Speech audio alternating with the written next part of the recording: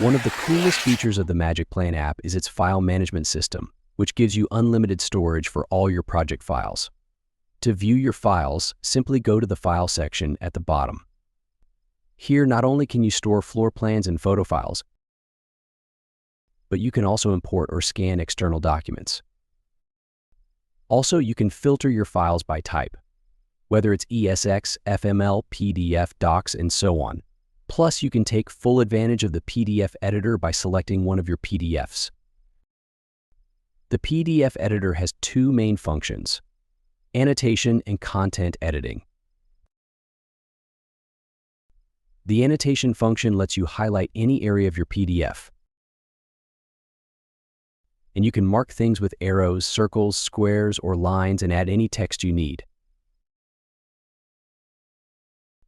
You can also use predefined stamps to draw attention to specific parts of the document. And if you need to pre-fill any document with text or signatures, you can do it all digitally, no manual effort required.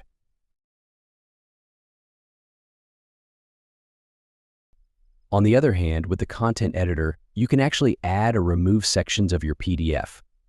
For example, I'm going to remove this entire section that I don't need in my contract. You can also add text or images, like your company logo, directly to the PDF. Once you're done, you can save your updated document and share it with others easily. Hope you found this tutorial helpful. If you want to learn more about magicplan, visit our website or schedule a demo with one of our team members. Until then,